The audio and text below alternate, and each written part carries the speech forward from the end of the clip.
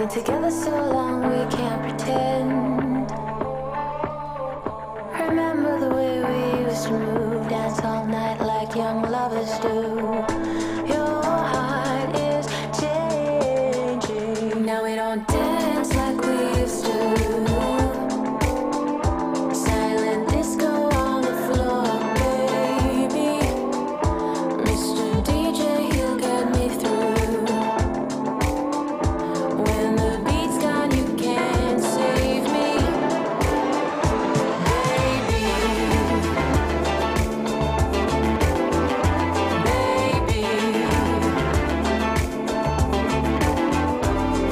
Smoke and mirrors, pretty lights.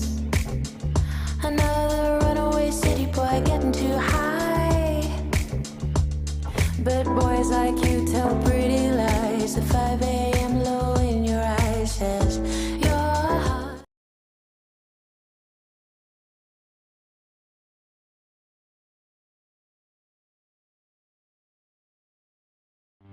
This is Broad Radio.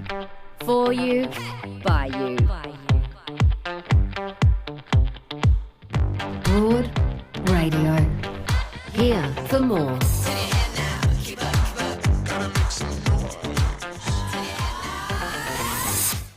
Good morning and welcome to Broad Radio. And my co-host today joining me is Zoe Daniel. Hi there, Zoe.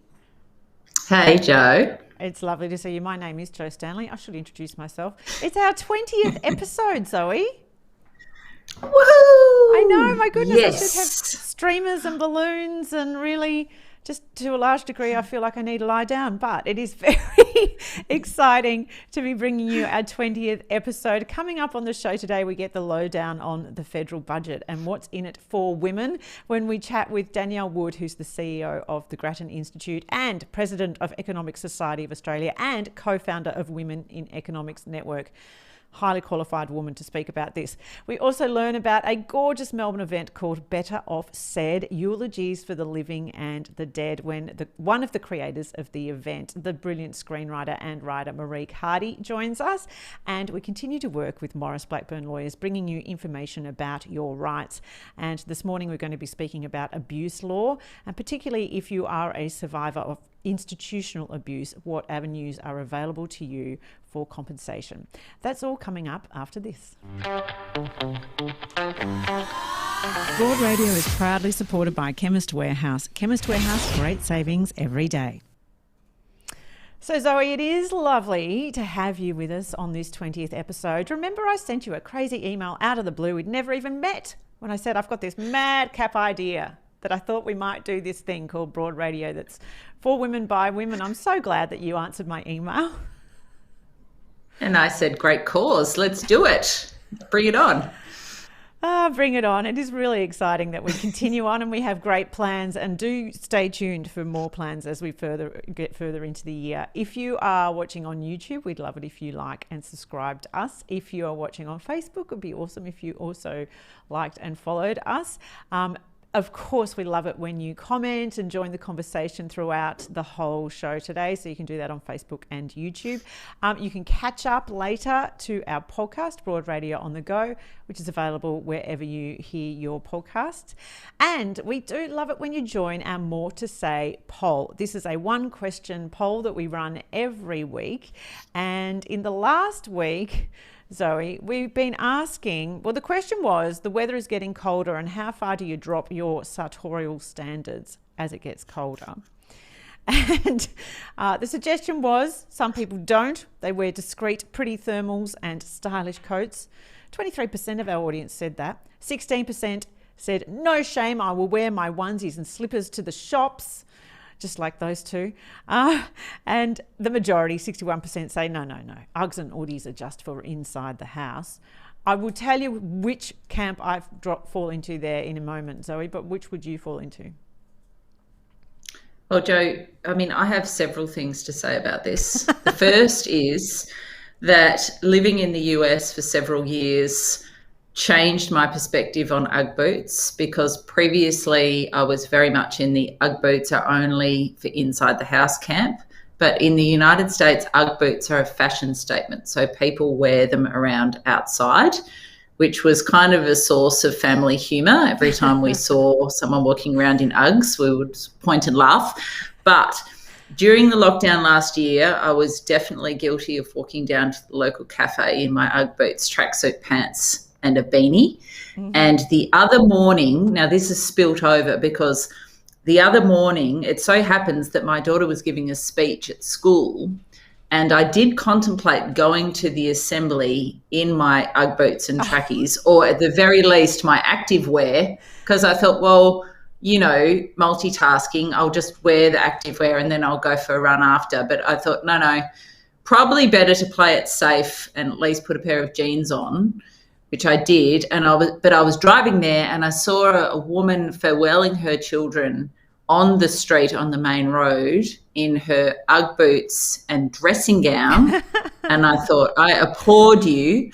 But then when I actually got to the assembly, being a parent of one of the speech-giving children, I was called on to stand up in front of the group. And I had that moment of, thank God I got dressed and I didn't come in my Uggs active wear or a combination of that. Oh my God. So, and I'm sure your daughter too, very grateful that you got dressed. Well, I fall very much in the 16%. I have absolutely no shame. And to the disgrace of my daughter last night, I did pick her up from drama rehearsal at like 9 o'clock last night in the dead of winter cold. It's not even winter, but it feels like it is in Melbourne. You know, and I was in Ugg boots and a dressing gown, and she was so deeply embarrassed. And I'm like, you know what, I just don't care anymore. And I think maybe it's a bit of a spillover from lockdown, but I potentially did it before lockdown, and certainly I'm embracing it now because I just am too old to give a shit. I've hit this age. Zoe, I was told that you get to an age where you just don't care about what people think anymore. And I think I've just gloriously entered this beautiful time of my life. Well, one thing that I thought was positive, Jo, was that my daughter told my husband off for collecting her from some sport training or another in jeans and a pair of thongs because that was embarrassing. But apparently I'm allowed to do that. So there's a reverse gender thing going on there where jeans and thongs are okay for mum, but not dad. Okay, that so is figure very that out. Interesting. That is well, you know, I would suggest you embrace it. That's what your daughter is telling you. So now this week's question is a little more serious, and we are asking, if we can get it up on the screen there, Ro, we're asking, the federal budget promised more focus on what women need. What is most important to you? So we've got a whole bunch of choices there. More accessible childcare, superannuation reform, secure housing, employment in middle to senior years, ending violence against women, women's health, and aged care reform. There's a lot of choices there, and there's so many things to be done. And it's hard to choose which is the priority out of that list. What are your thoughts there, Zoe? Well, it depends if I'm choosing for me or if I'm choosing for society, because, you know, there are things on that list that would apply directly to me in regard to superannuation specifically.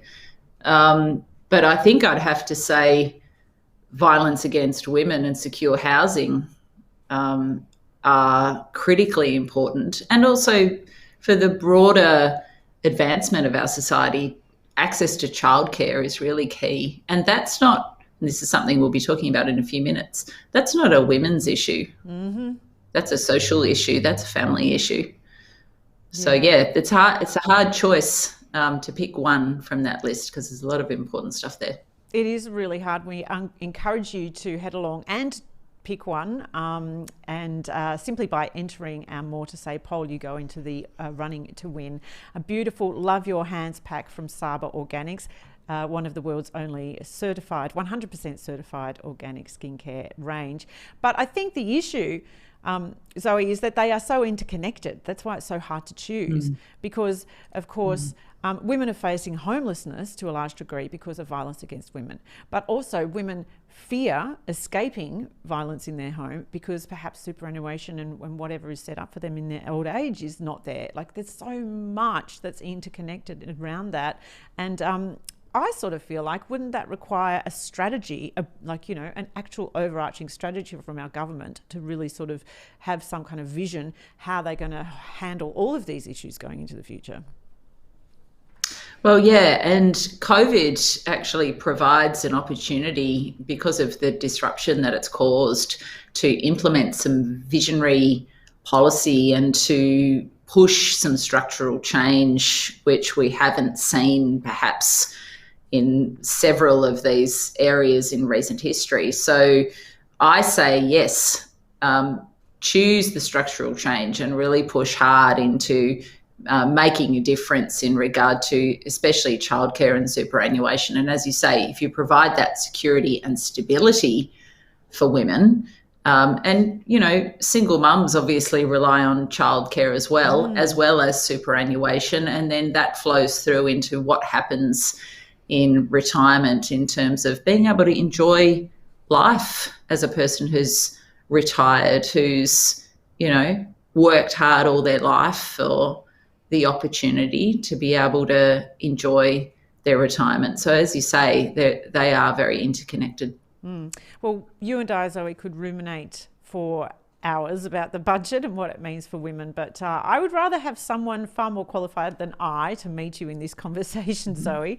So I'm really pleased to welcome to the show Danielle Wood, who's the CEO of the Grattan Institute. She's also president of Economic Society of Australia and co-founder of Women in Economics Network. What a powerhouse you are, Danielle. It's lovely to have you on Broad Radio. Thank you so much for having me, ladies. So, Danielle, the budget was an opportunity for the government to demonstrate their willingness to respond, I think, to the many myriad of inequalities that women face in Australia, whether that's at home or at work or whether it's security for them. Did this budget do that, do you think? Look, I think it was a step in the right direction, and it was certainly a much bigger and more comprehensive commitment than we've seen in recent years. So there were some things around women's workforce participation, and particularly the childcare package that you just mentioned. There was a package around women's safety and a response to family violence. But the other thing that sometimes missed, I think, there was the investment overall in the care economy.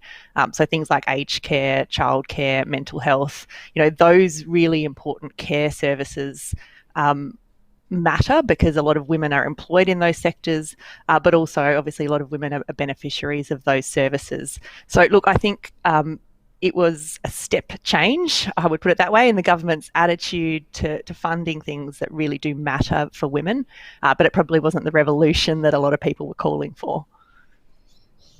Danielle, is it appropriate to put childcare in the women's column in the budget? Look, I'm actually a little bit more forgiving of this than a lot of people. So obviously, childcare is a family issue. It's not a women-specific issue. But what we do know is it has the biggest impact on women's workforce participation. So when we look at the choices that families make, they tend to have so the most common model in Australia is a primary earner working full-time, a secondary earner working part-time, and that secondary earner, and I hate the term, but it tends to be the woman, and they're the ones that flex their hours to kind of manage that care responsibility. So when you make childcare more affordable for families, you do actually get a much bigger impact on women's workforce participation. So I think that's why they put it as a women's issue, and I see it as a really important issue for women's economic security in the long term. But, wouldn't it be nice to eventually live in a world where we're not talking about it as a women's issue anymore? I mean, I think that's where we should be shooting for in the long run, to really recognise, children, often have two parents and they should both equally be involved in thinking about how to care for that child. I was really pleased to hear you mention single parents before. They are some of the most disadvantaged groups. And, so I would really like to have a conversation about how we address issues for them. But childcare cost is one important lever for helping single parents move out of poverty. Yes, I was raised by a single mother, and let me tell you, still now, single parents always seem to fall through the cracks. I remember my mum talking about it when I was a child, and still now they are overlooked repeatedly. Yeah, and interesting. So coming out of COVID, we saw that COVID recession hit women particularly hard, but particularly single parents. I mean, when you move to homeschooling, shut down childcare centres as they did in Victoria, single parents don't have someone to help juggle that load, particularly when, you've cut off contact from extended family that might otherwise help out. So even though we've seen participation rates jump back up for other groups of workers, they're still well down for single parents coming out of COVID. And I think that's, really dreadful long tail effect from this recession. And there wasn't much actually to help single parents specifically in this budget. And before we move on to other elements of the budget, is the childcare package though all it's cracked up to be? Because we're hearing it's not going to be implemented until next year, and is it actually all it promises to be? Look, again, I would say certainly not revolutionary. So it's 1.7 billion over 3 years. To give you a sense of scale, it's about a third of what Labor is proposing in terms of investment into the childcare subsidy, about a quarter of what I had been calling for and saying that, was needed as a first step. So, the government has sort of tried to keep spending quite targeted. On the bright side, if you are going to contain the amount you spend, they have targeted the family. Given those costs, it's just often not worth it for the second earner, who tends to be the woman, as I said, going beyond 3 days a week work. So reducing those costs is a good thing. I would have liked to see them to go a lot bolder and reach a lot more families with the package. Danielle, what about the superannuation component in regard to paid parental leave, which it seems to me that whether it be an LNP or Labor government, if either of them addressed that single issue, that would make a huge difference to both equality in the workforce, but also decreasing the wage gap and boosting superannuation for women in retirement. If super was paid on paid parental leave, what's the big mental block for successive governments in regard to resolving that? Yeah, I actually thought they would move on that in this budget. I thought, given the focus on women, that would be a pretty no-brainer type move. It's not terribly expensive. So if we're just talking about the government component of paid parental leave, at the moment they offer 18 weeks at minimum wage. So you're putting the superannuation contribution on top of that. It's not going to be a game changer for women in retirement. So our estimates suggest, it's probably up to an extra $300 a year. If women go through 2 sets of paid parental leave and they get that government contribution on top of that, once they get to 65, that's an extra $300 a year, but, certainly not to be sneezed at and, important for bringing down that gap. But what we have said, though, if you look at older women that are in retirement already, that group that you were talking about that are really struggling, if you want to help them right now, what you should be doing is actually increasing the rate of rent assistance. So the older people that are really under pressure are older women on the pension that don't own their own home. Rent assistance has not kept pace with the cost of housing. So if you want to bring that group out of poverty right now, bumping up rent assistance by 40% is going to increase the income for that group of over $1,000 a year. And, that's what we really need to see as an immediate step on helping older women that are already there. Then we start talking about these super things to try and actually, prevent this happening again and boost incomes for women into the future in retirement. And there was So if you talked about COVID, sorry, Joe, I just wanted to follow that up. But if you talked about COVID as an opportunity for structural change, what about these sort of more big picture ideas? Like, allowing 20-year leases, for example, on rental properties to give older women and single parents and such that security. I mean, we see it happen in the Northern Hemisphere. Why can't we as thinkers, why can't policymakers, why can't governments start blue skying some of these issues to achieve that structural shift? Yeah, I think those sort of ideas around tenants' rights are incredibly important. And, we used to think of ourselves as a nation of homeowners, but given what's happened to house prices relative to incomes over the past 20 years, we just know that that's not the case anymore. Home ownership is out of reach now for so many people. So we need to start actually building in safety nets and protections for tenants, which will be the norm going forward. So I think there is an important piece, Zoe, around tenants' rights. There has been some movement in some states. So in Victoria, they've just sort of shifted things a bit to shift the balance away from landlords towards tenants. But you're right, things like security of tenure should be discussed, because that idea that people can be bounced from house to house every year, it's incredibly disruptive, it's incredibly expensive, and it leaves people very vulnerable. And there was provision in this budget for some kind of contribution to housing. I can't remember exactly what I read. So there was a package for single parents to be able to purchase a house with only a 2% deposit, with the government kind of effectively going guarantor on the other component. Great for single parents that are in the financial position to be able to take advantage of that. But, as we were just saying before, a lot, the vast majority are actually on government supports, and that's not going to be an option for them. So critically, I think at the top of the list must be women's safety and prevention of family violence. What was included in the budget around those issues? So it was a sort of an overall package, 1.1 billion over the 4 years. So there was a number of different measures. So there was some direct supports for women escaping family violence in terms of cash supports and accommodation services. There was additional money for the legal system. There was some money around sort of capturing data, particularly around family violence for Aboriginal women.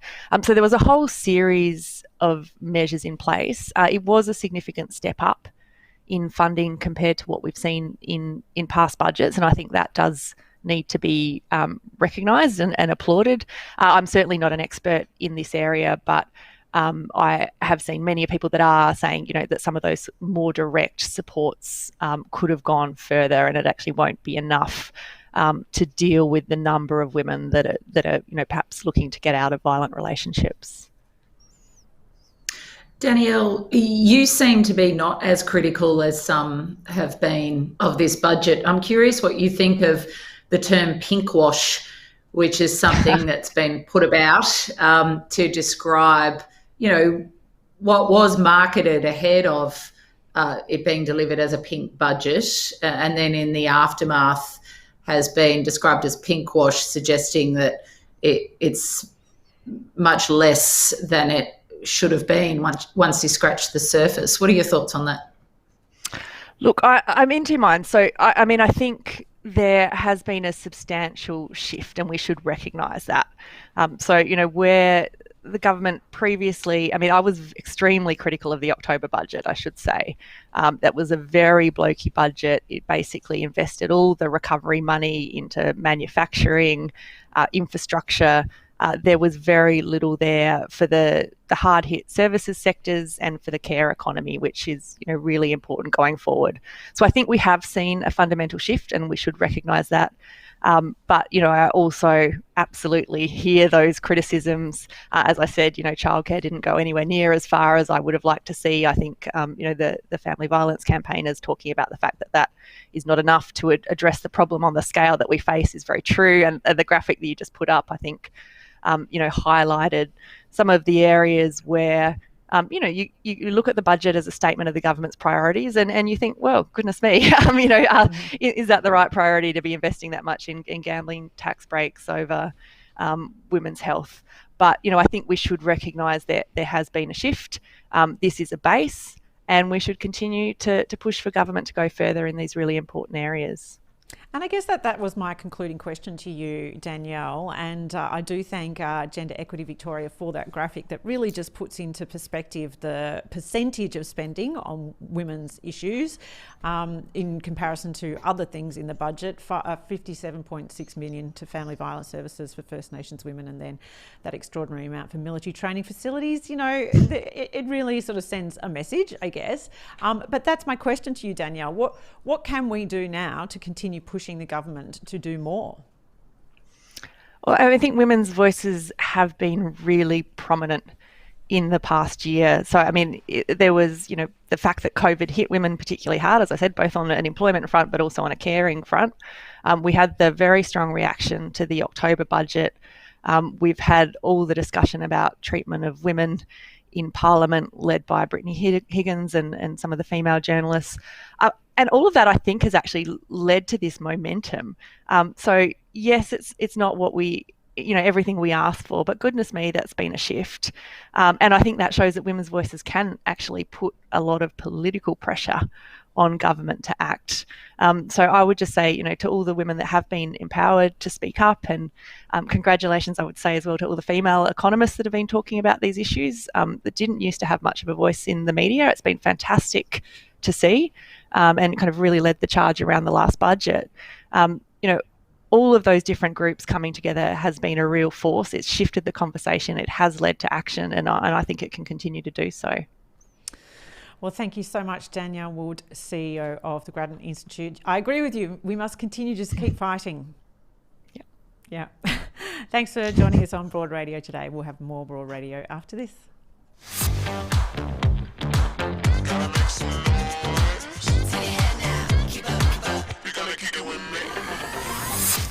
Well, at Broad Radio, we believe in caring for each other, caring for ourselves, and caring for the planet, which is why we are so pleased to be partnering with Saba Organics, one of the world's only 100% certified organic range of skin and body care. Whether it's hand wash or hand sanitizer or cleaning products for your home, none of us want to be using or covering our skin in toxins or chemicals. But how do we really know that what we're using and what goes into our products actually is certified 100% organic? And how do we know whether it's good for us? Well, even when it is described as natural ingredients, that generally has been exposed to toxic herbicides and pesticides in farming, which means it's damaging the earth and our body. I've only just learned that, actually, about that term, natural ingredients. But Saba Organics is 100% certified organic with guarantees, no aluminium, no sulfate or parabens, and no toxic chemicals. And they work directly with Australian organic farmers, growers and suppliers, so they can offer the most accessible certified organics at the lowest prices. I really love the Saba Organics Lemon Tea Tree and Kunzia hand wash, but you can check out their whole range at sabaorganics.com. My workout routine comes with me wherever I go, and so does Bondi Protein. It gives me the post-workout nutrients I need. Fuel your body with Australian-made Bondi Protein. Broad Radio. Talking inspo we love, info we need, and sharing more of us. Watch and listen live every Tuesday 9 a.m. Australian Eastern Daylight Savings Time at broadradio.com.au, or find us on Facebook, Twitter, YouTube and LinkedIn at Broad Radio Aus. Talk to us live. Call on 1300 8 Broad. Catch up on demand anytime, anywhere, every time, everywhere. On the train, we'll be here. 2 a.m. existential crisis? We've got you covered. Broad Radio. Here for more. So Zoe, here's a question for you. How are you at speaking your mind? People who know me well, Joe, will say I'm very good at that. But sometimes a little bit too direct. Gets me into trouble occasionally. Okay. Because I have to say that I'm someone who has been fearful to speak my mind my whole life. I'm very bad at it, which would suggest that I've got a lot that I'm sitting on. But I don't know if I'm necessarily good at actually saying it in a way that is palatable. Maybe that's your problem too, Zoe. Yeah, there's not a lot of subtlety. It's just, it just comes out sometimes badly. Well, this is why I've been instantly drawn to an event in Melbourne. It's called Better Off Said, Eulogies for the Living and the Dead. It's such a gorgeous spoken word event. It's created by two of my favourite writers and creative women, Marieke Hardy and Emilie Zoey Baker. And I'm really thrilled that Marieke Hardy is joining us now. Hi, Marieke. Hi. It's so lovely to see you. Tell me about Better Off Said. What kinds of things are unsaid and that we hear in these beautiful events? Oh gosh, there's so much, isn't there? And I guess based on what you were saying, there's so much that some of us carry within us and maybe need to talk to our therapist about. Joe, not telling you how to live your life, but don't sit on that stuff. You're going to die. Like get these things out.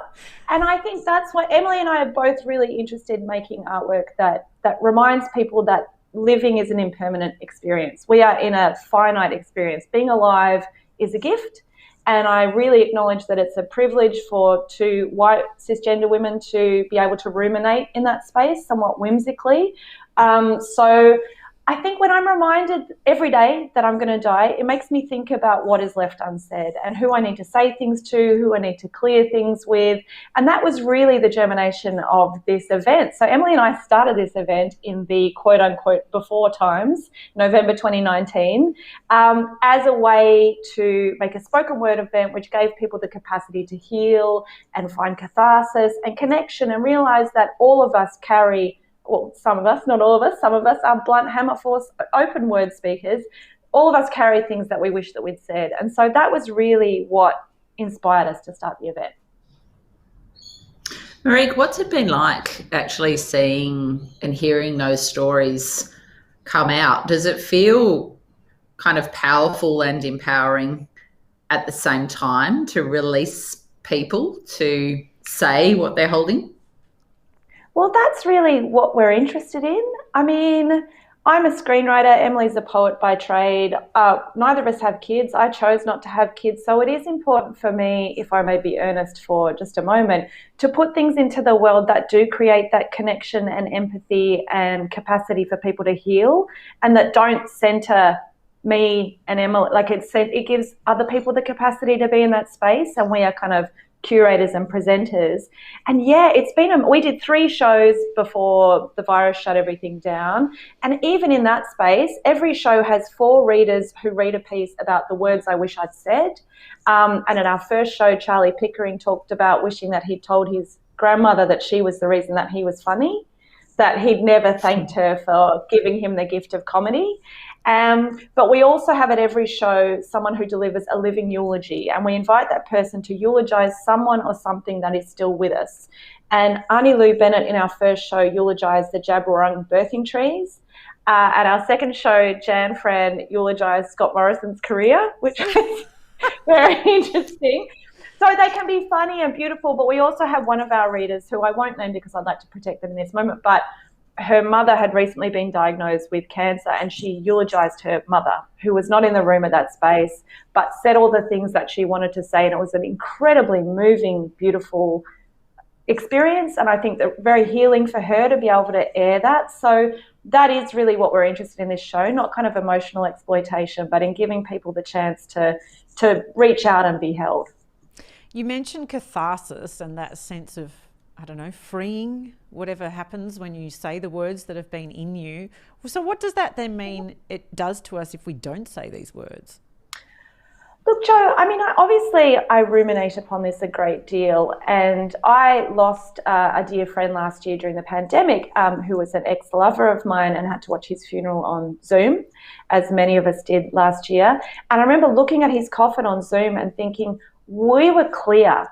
We'd said everything we needed. We'd said, I'm sorry, I forgive you, I love you. And that was a really comforting thing in a way, to be able to look at that and think that person died, even though very suddenly and tragically, and I wish he was still with us.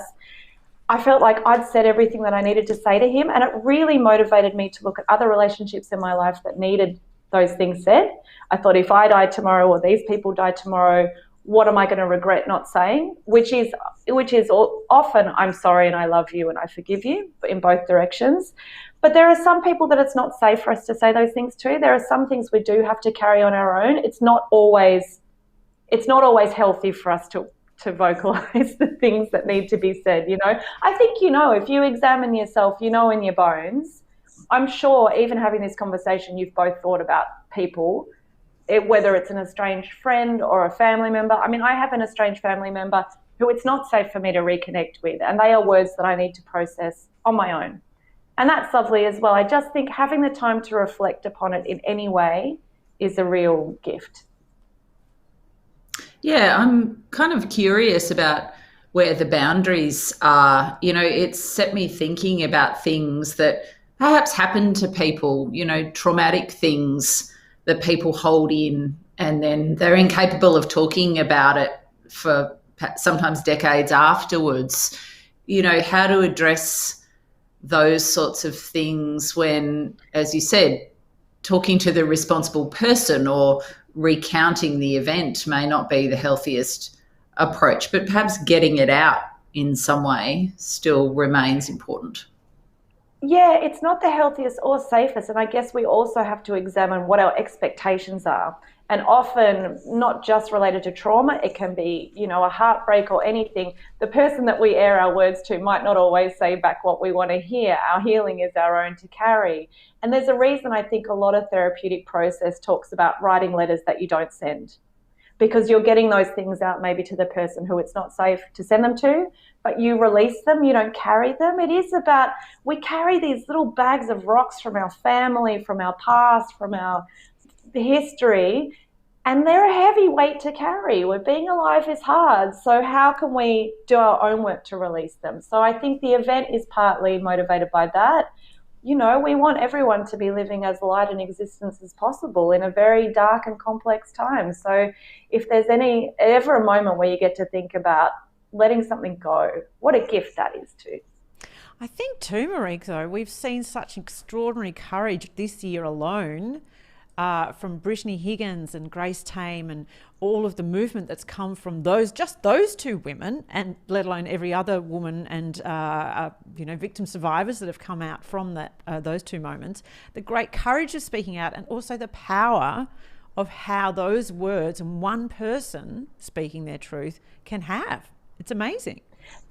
Yeah, that's absolutely true. And I guess on the flip side, you know, consistently trying to keep it safe for survivors when it doesn't feel right for them to speak. You know, I never want it to, like, those women are astounding. Oh my God, watching Grace Tame speak in public is just like watching a fireball with a microphone in front of them. She is just amazing. And you never want it to feel like it's the only thing to do is to speak up. Like, the safe thing to do is just to consistently reassess with yourself. What do I need to say? What feels right to me? How can I express that in a safe manner? And I guess that's why when we brief our readers for Better Off Said, we really open it up to, you can be funny, you can be raw, you can be political, you can be, and that's what we really enjoy about the show, is that it's not 5 people going, Dad, I've got this thing to say to you. It's really nice and varied, which I think otherwise would make for probably a quite harrowing afternoon, and our bar tab would be quite high as everyone's like, oh. So, yeah, I mean, words unsaid can be funny as much as anything else. Oh, you know what I did say, which I can't ever take back, is that I was once introduced to Patti Smith, and she said, how are you? And I said, food.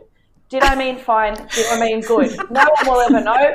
I went for both, and she gave me a very withering look and walked away, which is probably all I deserved.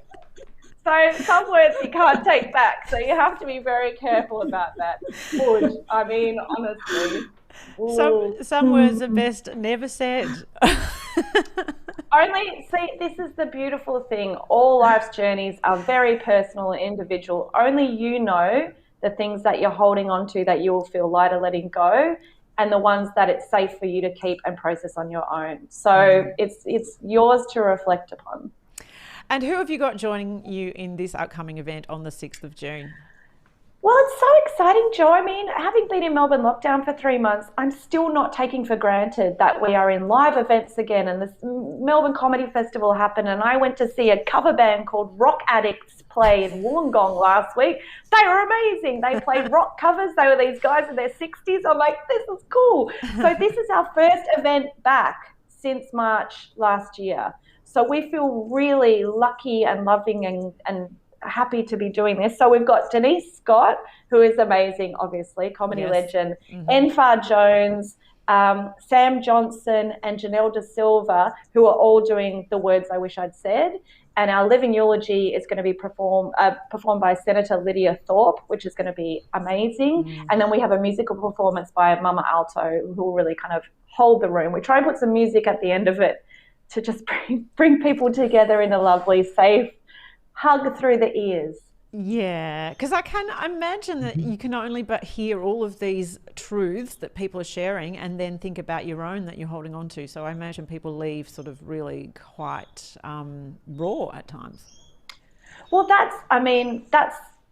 Joe, you did Women of Letters, which is the show I used to co-curate and co-produce, and that was really the intention of that as well, which is sometimes you saw this very famous person on the stage and they were speaking about something that you'd experienced and you went, oh, that's how I felt when my parent died, or that's how I felt when I had a breakup, and understanding that the human experience, though it's very nuanced for different people, there's a universality to it, and it does teach us about how to empathize with each other. So that is very much the intention of understanding that we're all here together, we're alive at the same time temporarily, and the more we can understand each other's pain and sadness and hurt and joy, the kinder we can be to each other.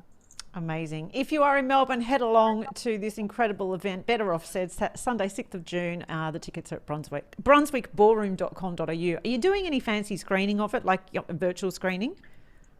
No, we're recording, making an audio recording and thinking about podcasting, because as well, if someone wants to speak in a very open way, we don't want to exploit that. So that's why you need to come to the live events, because it might never happen again. But we are doing them monthly. It's the first Sunday of every month. So if you can't get to the June show, the next one is on July 4th and August 1st and so on, etc. Beautiful. Marieke Hardy, gorgeous to see you. Thanks so much for being on Broad Radio today. Thanks for having me. We'll have more Broad Radio after this.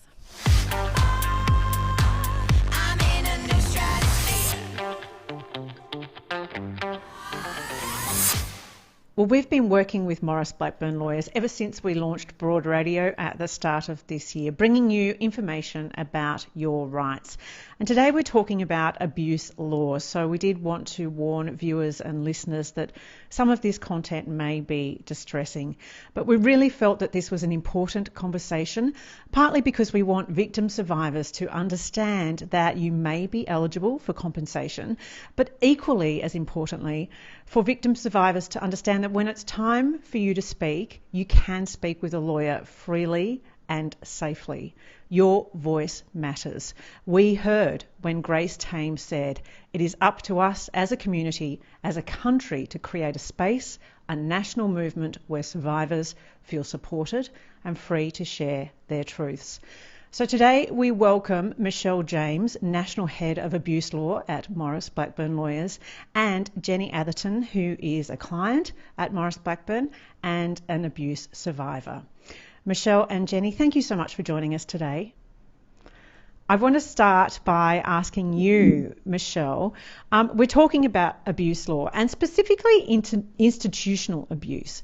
Can you explain to us what that means? Yeah, institutional abuse is where there's an institution sort of sitting behind a perpetrator that perhaps made it easy for the perpetrator to carry out their abuse. So examples of institutions could be schools, sporting clubs, churches, other religious institutions, and so on. So it's really where there's a broader organisational framework that can permit or enable the abuse to occur. And it also includes people who may have been wards of the state. Absolutely, yeah. So in the case of a ward of the state is the institution. So we tend to think of institutions as being sort of a building, but it's really more helpful in the context of abuse to think of them really as an organisation or a framework, and very much it can include the state for those children who were wards of the state when their abuse occurred. So what kinds of avenues are available for compensation or restitution for people who experience this abuse, institutional abuse, I should say? There are a number of avenues. If the perpetrator has been criminally prosecuted, then there can be avenues around victims of crime compensation. There's also a redress scheme that's available. But the work that I do is all in the area of bringing a civil legal claim. And that's where you bring a claim against the institution in which the abuse occurred, that you say was responsible for enabling or allowing the abuse to occur. And Jenny, I know that you went down the path of a civil legal claim. Why was that? I think because the perpetrator had already deceased. Because I already had family support, it was easy for me when the option became available or the offer was there. So that was a kickstart for me. So Michelle, when we're making a civil legal claim, who are we making that claim to? So we make the claim against the institution that we say was responsible. And sometimes sitting behind that institution, there can be an insurance company that may be actually responsible for paying the damages.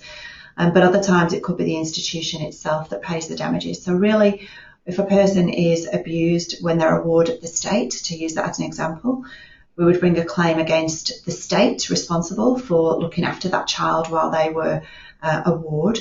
But then we may also bring a claim against the particular institution in which the abuse occurred. So as an example, if a child was a ward of the state, but living in a home run by a church institution such as the Anglicans or the Salvation Army, a claim would be brought against that institution, but also against the state. So if someone was fearful of actually starting this process because they imagine that they're going to have to appear in court, they're going to have to tell their stories, they may face a perpetrator, is this correct? Is this what actually happens? Look, if you're bringing a civil claim, the possibility of going to court is always there. But I would say that in my experience, very, very few claims ever go to court. Sometimes you have to start a court case, but very rarely would those cases end in a trial. It is possible though. In terms of facing the perpetrator, very, very unlikely. This is not a criminal procedure. So it's not where the state is bringing criminal charges against a perpetrator and you very much have to go and prove beyond reasonable doubt that what you say happened. It's instead a claim against the institution. And so when matters do go to court, they really tend to be around particular issues of relating to the evidence or the assessment of the damages themselves rather than needing to face a perpetrator. But in terms of telling the story, that is a part of a civil claim and it's actually a very important part. And what the people that I act for, that my team acts for, tell us is that telling the story, even if that can be somewhat painful in the short term, is actually a very important part of being heard, of having a voice, and ultimately starting that journey towards feeling better about the abuse and reaching some sort of closure. Jenny, what was it like for you to tell your story? I wasn't expecting like the opportunity for that arise to have to tell my story, but then I found with the support, and I guess the first person I met besides the admin here was Jet, and he just made me feel so relaxed and comfortable and mentally prepared for the whole progress to start. So that made it a lot easier for me to share with a stranger, if that makes any sense. And I also found they were very willing to just allow me to be me, and that's what just sort of brought that just a relaxed state of mind that they're here to help me, there to be the voice, like I said before, and also just reassuring that I just felt safe, even though I didn't know them. It's weird to feel safe around people I've met before, but I just felt safe. I felt comfortable, and I guess because growing up as a young, after all the abuse, I left home at the age of 17, so as well I met my husband back at 83. It was like all cut off and finished. I say, okay, that's the end of it. But then you still had those recurring, mind thoughts of the anger, the frustration, and a fear, mostly fear. Yeah, but then just meeting up with Maurice and Blackburn, it just made me feel comfortable to speak about it. I didn't have to feel like I wasn't important. Worth came back in. Wow, this is a voice that I wish that I had or knew someone before Maurice and Blackburn that could just speak out and say, hey, this girl's been harmed or hurt.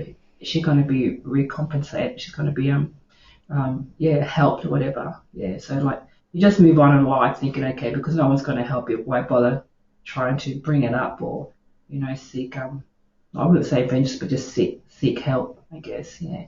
But Maurice and Blackburn, I don't know if I'm not allowed to mention their names, but I will. Hi, Jed. that Jed McNamara, all I could think was he was just like an uncle or a brother. Yeah. And that's what made it so easy. It's very easy. There was no distance when I came in. Yeah. What did it feel like for you to finally to be able to share what happened to you? Was that a real weight off your shoulders?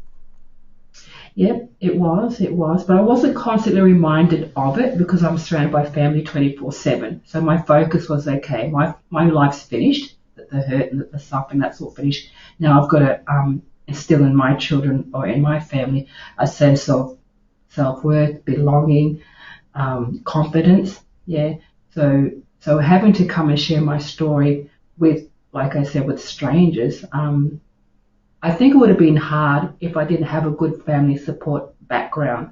It would have been difficult and hard because I would have already lacked the self-confidence needed to come and speak to someone outside of my family, my husband, my children. Yeah, so no, I thought it was a weight lifted, and it sure is today. I mean, I could talk about it freely today. The thoughts sometimes they come back, but the feelings of anger and frustration and fear are no longer attached to those thoughts. So I guess it's where the release and the confidence therefore came in to tell my story. Yeah, and I've since there's actually, I need to apologise, since Maurice and Blackburn, since my story was uncovered through my choice to do that, I now share my testimony with other women at church, at home, fellowship, wherever because I'm in the church in the church network here. And I see now, it's funny, it's like when you buy a new car and you don't realise how many cars are exactly like yours on the highway. It was like that now telling my story and having to, hold my head up now, not to cower.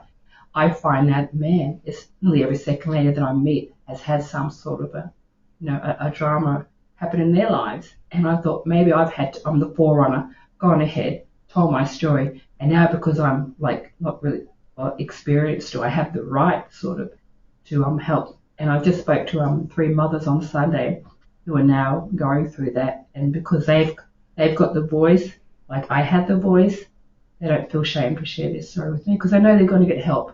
Why would you share your story if you're not going to get any positive results after it? It'd be a waste of time. Yeah, so that's how I looked at it, and unselfishly, I'm glad.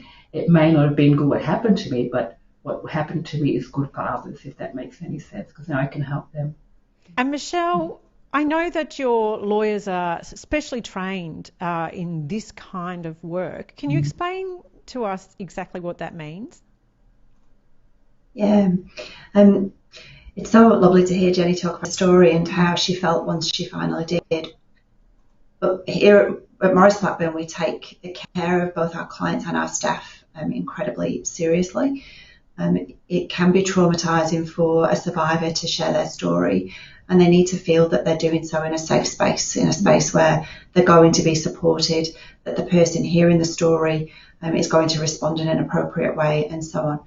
And at the other side, listening to people's stories can be very traumatising for the lawyer concerned.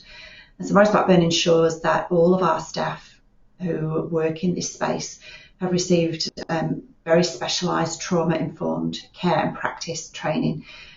And that does 2 things. It helps to be able to deal with the survivor in the most compassionate and appropriate way to make sure that they're not re-traumatised. But it also assists them to be able to look after themselves, to look for warning signs when work, the nature of the work, and the telling of the stories and the hearing of the stories is perhaps taking a bit of a toll on the individual lawyer. So it's something that we take very seriously.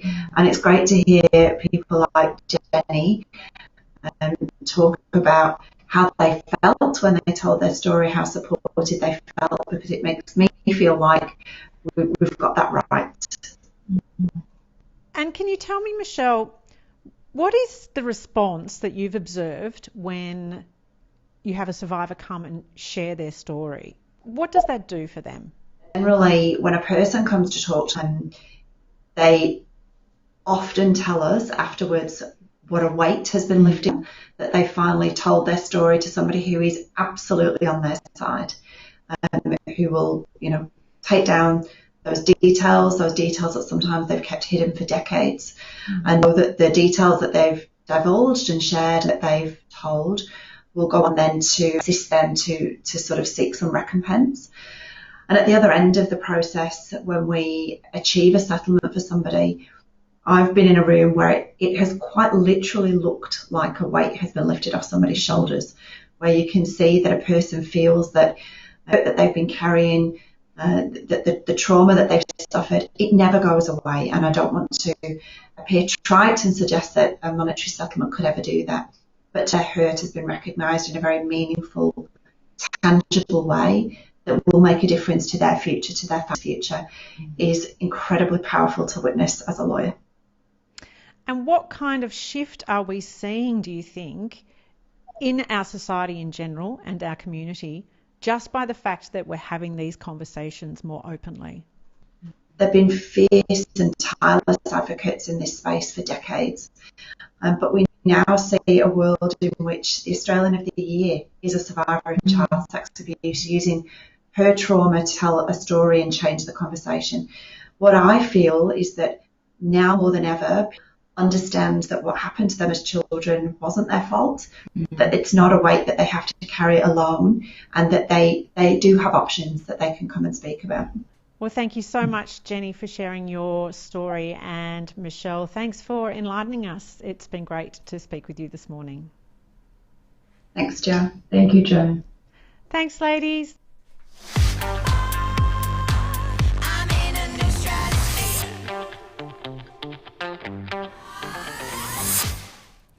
Well, it's been so lovely to share this show with you this morning, Zoe, and we can't let the show end without congratulating Lauren Jackson, who has been named in the Naismith Memorial Basketball Hall of Fame in America. She's the first Australian to be named in that Hall of Fame, and what an amazing achievement.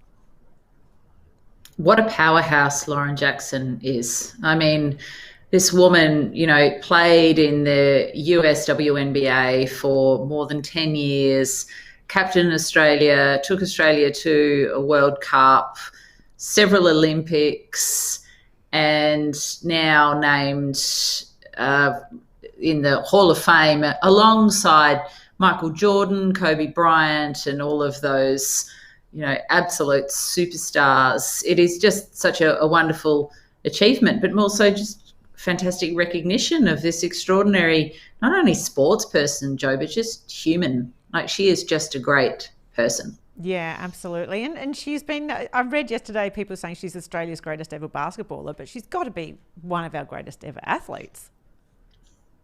Absolutely. And, to be recognised in the Hall of Fame, in the world of US basketball. I mean, having lived in the States and being force-fed basketball by my son for several years, this is a whole culture and industry made up of incredible athletes, and to have sat at the top of that for so long in her career with Seattle, several times MVP in the women's national league in the United States. It's just pretty extraordinary, actually. And, it's the kind of recognition for an Australian athlete that's quite rare, I think. Like, people should really recognise this as kind of, the pinnacle of sporting achievement, really. And I know that she did acknowledge all of the players that she's played with and her coaches and everyone who's assisted her over the many years of her career.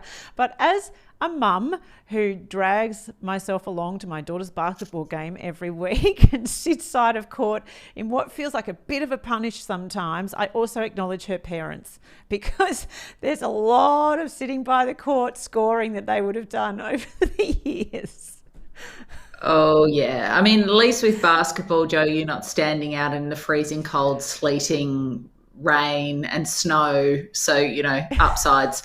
But I bet they drove through sleet and snow, in the early mornings and the late nights to get her there. But, her mum and dad must be so proud, because when she's been interviewed about this, she's just been so incredibly humble and, really handed off the reasons for her success to all of those around her who supported her and her teammates and her coaches through the years. And it just says a lot about her as a person, that success has not gone to her head at all, it would appear. Yes. Well, yes. So congratulations to Lauren Jackson, and let me acknowledge you in the sleet and the snow and wherever you stand side of a footy field or a pitch with your beautiful kids. It's a fair commitment. Yep, all those parents who are standing out on Melbourne winter mornings in the torrential icy rain, I salute you, and I wish you good coffee. Yeah, that's right. Oh, speaking of which, it's time we both had our morning coffee. Thank you so much for spending the last hour with me, Zoe. Always a pleasure, Joe. Thank you. And we'll have more Broad Radio next week.